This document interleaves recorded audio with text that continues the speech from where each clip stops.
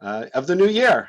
I'm Steve Wernick, Reb Steve, one of the rabbis of Bet Tzedek, and it's been a real pleasure to bring this weekly video cast to our community and to even people beyond that.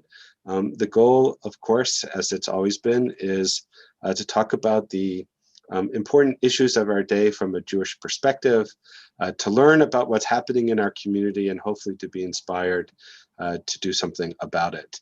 This, of course, makes a lot of sense considering the world that we live in now. I encourage you to see my Rosh Hashanah sermon, which is on our website at this point, www.beth-tzedek.org, in which I talk about Olam Chesed Yibaneh, that one of the things that happens when you have a major trauma, a pandemic, a paradigm shift, is that the world really is not the same. And what do you do about that? Well, in the Jewish tradition, the last time this happened for us, from the shift from biblical Israel, from the temple to the Beit Mikdash to the Beit Midrash, to rabbinic Judaism, the rabbis very clearly understood that there is a shift that was necessary. God doesn't want our crops or our flocks. God wants chesed. God wants profound acts of loving kindness.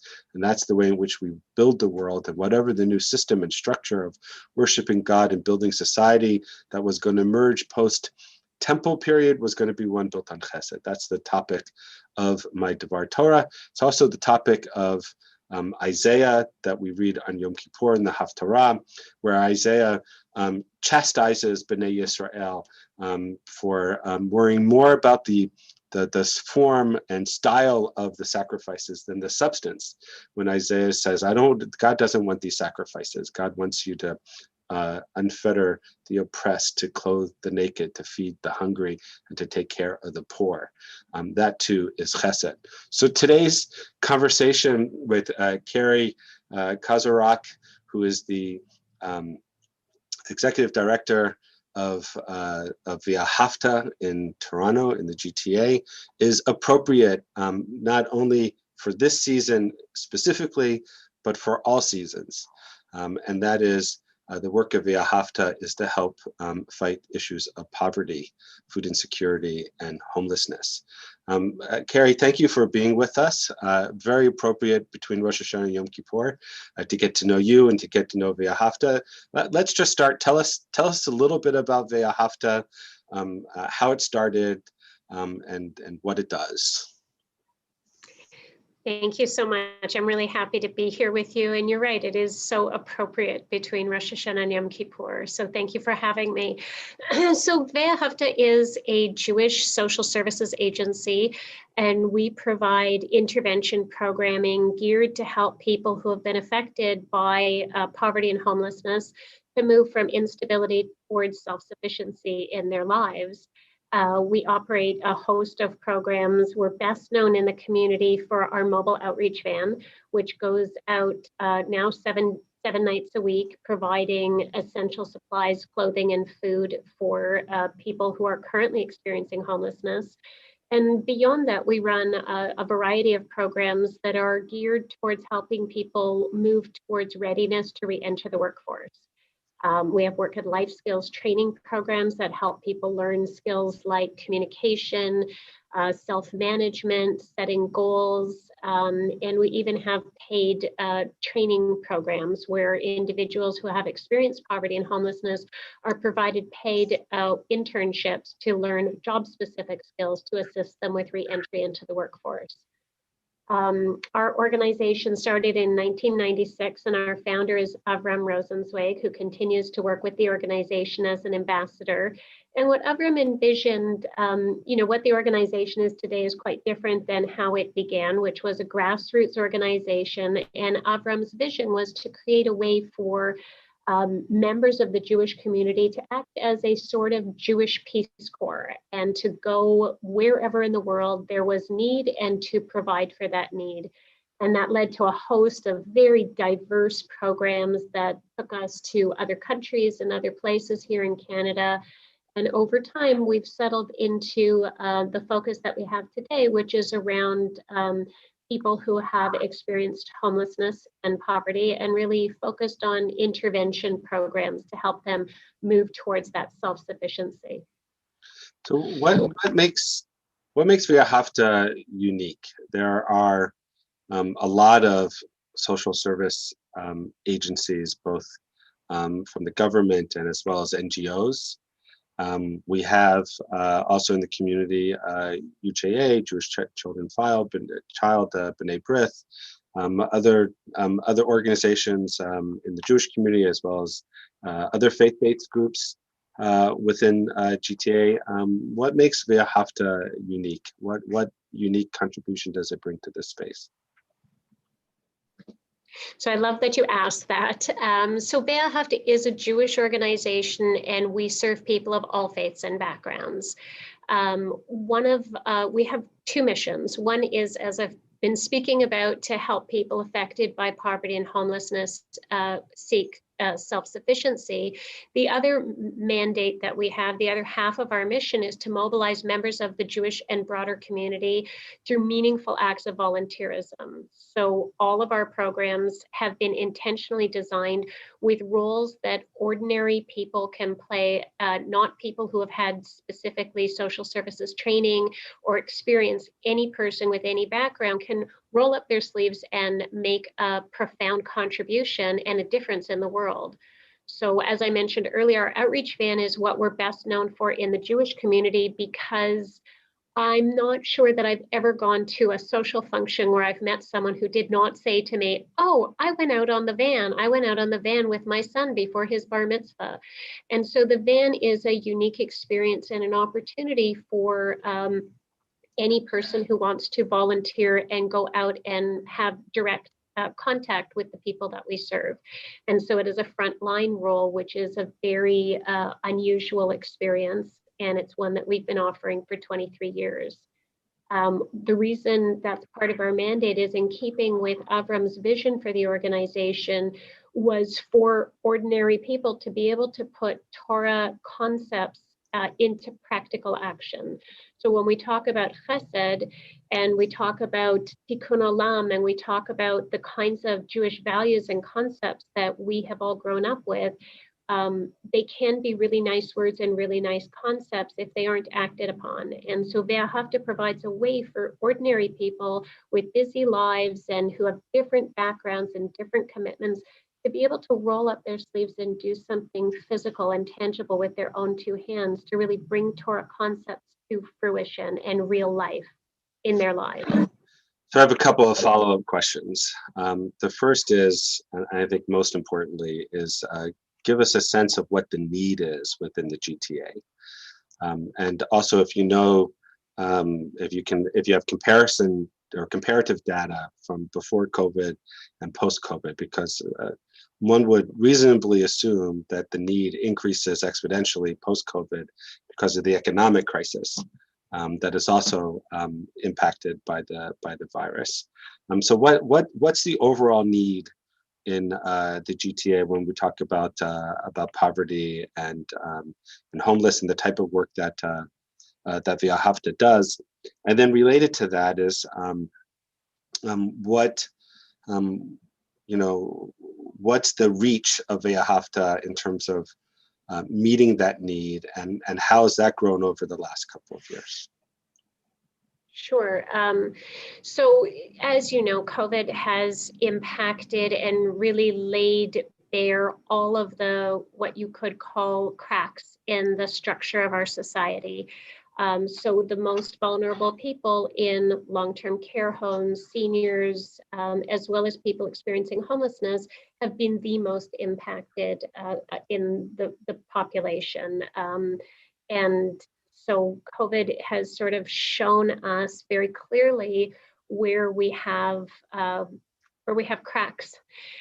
So the need in 2018, there were about 8,700 people experiencing homelessness in Toronto on any given night. There were about 7,200 shelter beds on any given night that were filled to capacity, usually 97, 98% on any given night. That was before COVID. what we saw during COVID was as shelter spaces were actually reduced to create better social distancing in the shelters, which posed a tremendous threat to that population for the spread of the illness.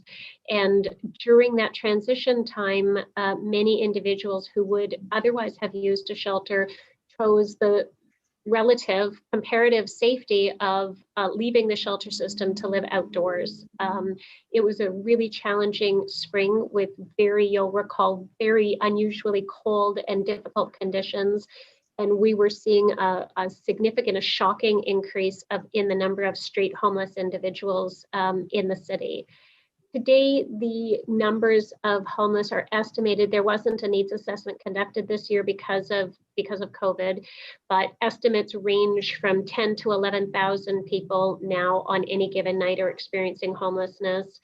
Shelter beds have been reduced quite considerably, and they fluctuate in vary. Last I checked, somewhere around 6,800 beds are available. The city has, made some tremendous efforts to create housing solutions and shelter bed replacements through hotels and rapid housing programs, but we know that it isn't sufficient. And we continue to see encampments cropping up all over the city. And it's a challenge. What we're going to be facing in the coming months is not a pretty picture. We have an increase in COVID numbers today. We know that when CERB winds down, when eviction, the moratorium on evictions ends, that there are many people in our city who haven't been able to make rent and won't be able to make rent. And what that means for the homeless population is it's pretty scary. Toronto's a really expensive city, and we know that prior to COVID, 47% of Toronto's renters were spending in excess of 50% of their income just on rent. And what that means is that folks who are in that position are one paycheck away from not being able to make rent, or making rent but not being able to feed themselves, as you can imagine. And how many people does Veyakta impact on an annual basis? So Veyakta serves somewhere around 30,000 people in a given year. The vast majority of those are through our outreach van. Since COVID began, where we had typically seen about 100 people a night, that increased radically up to 150, 160 in the peak of the lockdown in March and April. And what we found was that when our van operates at night when there's a gap in services, so there are many services that aren't available at night that are available during the day. But because so many services were closed all services pretty well were closed during the height of the pandemic and the lockdown, we were encountering people each night that were telling us that the food we were serving at 10 o'clock at night was the first food that they had eaten that day. And so we actually had to double the food that we were serving so that folks could hold on to something for the next day until we would see them again at night. So we were serving over 300 meals a night, and we continue to do that today. And when you say 300 meals a night, are those 300 unique individuals each night because the van's in a different location, or there are a lot of repeat customers, so to speak? So there are repeat customers, and there are also new customers. Customers is a funny word to use. I know it's not the right word. I'm sorry. I apologize for that. But repeat clients. Clients, yeah. So we have a lot of people that we see consistently, and they're, really important part of the van program, and it's a nuance, but anybody who's ever volunteered out on the van, which I imagine some of your viewers have, a huge component of the outreach program is really around the talking and the relationship building that takes place at each van stop. So I know for myself, I am a, get things done kind of person. And the first time I went out on the van, it was like, okay, let's move on to the next stop. And it's like, no. This, like, part of what we do is now we stand and we chat with people, and we get to know them, and we hear their stories, and we engage with them. And that's what our volunteers do, and that's what our outreach workers do. So that relationship is a very big part of what the service that the van is providing. our outreach workers provide referrals to different agencies within the city to help people with housing and healthcare and a host of different services. But yes, there are quite a lot of repeat people. Something that we've found since COVID is that there's a lot of movement out on the street. So where folks tended to be in a certain neighborhood and consistently be there, we're finding that people are in one neighborhood and then a few nights later they're in a completely different neighborhood. And it's really about finding and creating community. People who are experiencing homelessness can feel very isolated, and the community that people are able to develop with each other helps to keep them safe and helps to support them, during the difficult experience of homelessness. So people are moving around to places where they can be with other people, and they create that sense of community. It's an incredibly resilient group of people, as you can imagine. I don't think people usually think about that. People think that it's sad and homelessness is so sad. And while certainly as a society, it is a sad mark on us as a society that homelessness exists. People who are experiencing homelessness are incredibly resourceful, incredibly resilient, and we see so much generosity in this group of people on any given night. And I'm sure, again, if there are any of your viewers who have volunteered out on our van, when van clients approach and we say, do you need this? They say, nope. And they only take what they need. And they say, well, I'll leave it for someone else who needs it more than I do. And you don't see that in a lot of places. You're right. One doesn't think about building community amongst a population of people that are experiencing homeless. Can you tell us a little bit more about that? How does that happen? I guess it happens the way it happens with all human beings, and we are all human beings, and we need other people when we need support and we need connection. And that's a big need that the van fills by creating opportunities for people to engage with each other, for those who are very isolated. But it seems to be a very natural human nature thing that we are herd creatures, and we herd together and we support one another. And the same thing is true for people experiencing homelessness. One of the goals of why volunteerism is such an essential part of what we do at Veyakta is because, we really believe, and we see it happen every single day, that when you bring people from, very different backgrounds together. So when we're bringing people from the Jewish community, many of whom may be your congregants, into direct contact and communication with people who are right now sleeping on a grate, what humans tend to find is we naturally in conversation find what is the same about us rather than what is different about us. And in doing so, we create that empathy where this isn't an other, Veyakta l'reacha kamocha. We have to love the stranger, the other, as we love ourselves. And it's only when we can see ourselves in that stranger that we're really making that happen. And that's so much of what is at the heart of volunteerism at Veyakta, is to create that opportunity to look another human being in the eyes and to hear their story and see ourselves in them. And that is what invariably happens. And it's a very beautiful thing. So My colleague, Rabbi Friar Batzen, who's the associate rabbi here at Bet Tzedek and the director of our Center for Spiritual Well-Being, she spoke about that on Rosh Hashanah, about empathy and the ability to see ourselves in the other, not only quoting V'ahavta l'reacha kamocha, but also pointing out that the Torah says 36 times that you were strangers in the land of Egypt. And there's an emphasis on this notion that you knew what it was like to be a stranger, so therefore you have an obligation, a responsibility to treat the stranger with respect and with kindness. Other than the van, which is perhaps what you're most well known for, what are the other projects and programs of Veyakta that we should know about? So we have 4 programming pillars. The first one is Relief and Referral, which is our mobile outreach van, and the second is creative expression programs. So these are 2 programs. One is a creative writing contest and one is a photography contest.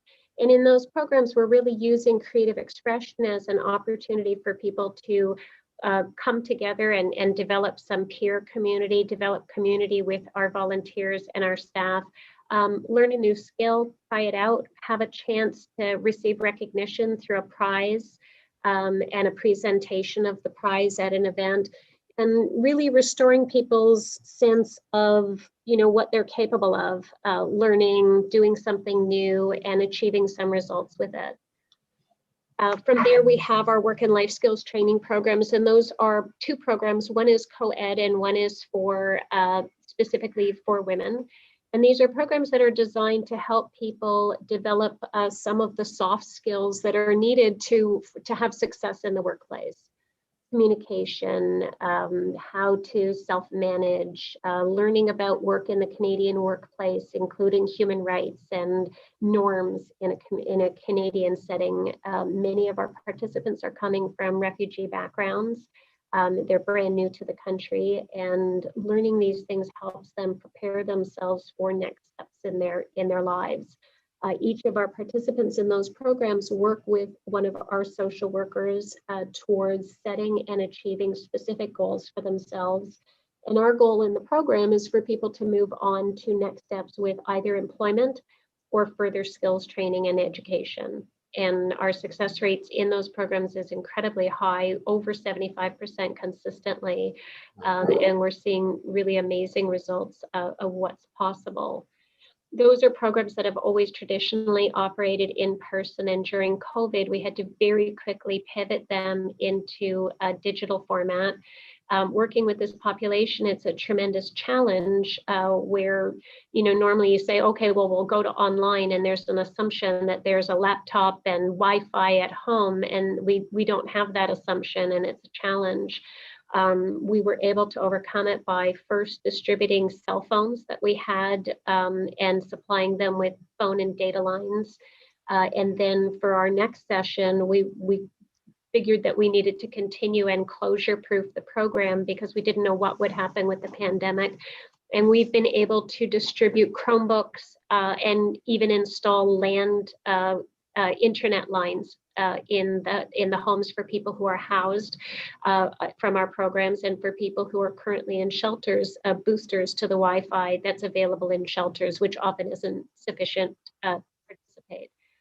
So the response that we've had with that has been absolutely incredible. And not only are people able to participate in the program and complete the program, we've had 100% graduation rate in both of our programs through now 2 full sessions. But people are connecting online in this platform the way you and I are today. It's a really remarkable thing to see that this is it can replicate things, and we're teaching digital literacy in sort of the way children learn it, which is by having to use it. And folks are learning that, so it's been really incredible. Necessity is the mother of invention. It certainly is. It certainly is. Tell us, what are like 2 or 3 of the priorities that you have this coming year, and what are both the volunteer and the financial resources that you need in order to achieve them? So our priorities this year are really around building up this digital literacy piece that we've stumbled upon as a result of COVID, but which offers tremendous opportunity to our program participants. Being able to learn how to operate in a digital landscape obviously is an essential skill in today's world, whether it's just for personal functioning or obviously for in the workplace. So being able to really grow that and develop it in a more robust way is a key thing that we're looking towards. From a financial perspective, being able to provide access to technology both through devices as well as connection to the internet is a huge need that we have. So we're always looking for anybody who can help support us with this endeavor. We really believe that handing devices and connection to the internet to people who didn't have it before is like opening the door to the whole world where we all dwell every single day, where we are right at this moment.